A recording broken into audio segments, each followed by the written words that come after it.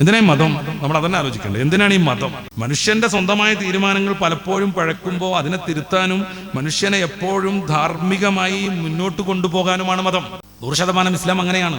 അതുകൊണ്ട് ചില നിയമങ്ങളും നിയന്ത്രണങ്ങളും ഉണ്ട് മതവിശ്വാസികൾക്ക്. ഏത് രാഷ്ട്രീയ പാർട്ടിക്കാണ് അവരുടേതായ നിയമങ്ങളില്ലാത്തത്, നിയന്ത്രണങ്ങളില്ലാത്തത്? കള്ളു കുടിക്കുന്ന ആളുകളെ പാർട്ടിയിൽ അംഗത്വം നൽകില്ലെന്ന് ഈടെയല്ലേ മാർക്സിസ്റ്റ് പാർട്ടിയുടെ നേതാക്കൾ പ്രഖ്യാപിച്ചു? അതൊരു നിയമമല്ലേ? അതൊരു നിയന്ത്രണമല്ലേ? ഒരു സ്കൂളിലേക്ക് ഇന്ന യൂണിഫോം വേണമെന്ന് കുട്ടികൾക്ക് നിർബന്ധം വെക്കുന്നത് എന്തായാലും അവരെ സംബന്ധിച്ച് ബുദ്ധിമുട്ടല്ലേ? ഇത്ര സമയത്ത് ഇത്ര രീതിയിൽ വരണമെന്ന് പറയുന്നത് ബുദ്ധിമുട്ടല്ലേ? എല്ലാവരും അടങ്ങി ഒതുങ്ങി നിൽക്കണം എന്ന് പറയുന്നത് ബുദ്ധിമുട്ടല്ലേ? പരീക്ഷയിൽ തോറ്റുപോയാൽ താഴെ ക്ലാസ്സിൽ ഇരുത്തും എന്ന് ഭീഷണിപ്പെടുത്തി താഴെ ക്ലാസ്സിൽ ഇരുത്തിയത് കൊണ്ടാണ് കേരളത്തിൽ ഒരു കുട്ടി ഈ ഒരു 4 ദിവസം മുന്നേ ആത്മഹത്യ ചെയ്തത്. ഒരു ദിവസം ഇങ്ങനെ ചാനലിലൂടെ ഓടിക്കളിച്ചു, പിന്നീട് അത് ഏതെങ്കിലും രീതിയിൽ ചർച്ച വന്നോ? എന്തേ കാരണം? അതൊരു മുസ്ലിം സ്ഥാപനമായിരുന്നെങ്കിൽ, ആ കുട്ടി അതിന് പ്രേരിപ്പിച്ച പ്രിൻസിപ്പാളെങ്ങാനും തലയിൽ തട്ടയിടുന്ന ഒരു സ്ത്രീ ആയിരുന്നെങ്കിൽ കേരളത്തിൽ ഒരു മാസത്തിന് അത് തന്നെ ധാരാളം മതിയായിരുന്നു. ഈ രീതിയിൽ വർഗീയവൽക്കരിക്കപ്പെടാൻ പാടുണ്ടോ നമ്മുടെ മനസ്സ്?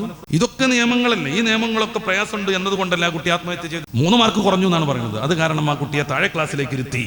അത് ആ കുട്ടിയെ സംബന്ധിച്ചിടത്തോളം പ്രയാസം തന്നെയല്ലേ? നമ്മുടെ ഭൗതികമായ സംവിധാനങ്ങളിലൊക്കെ പ്രത്യേക നിയമങ്ങളില്ലേ?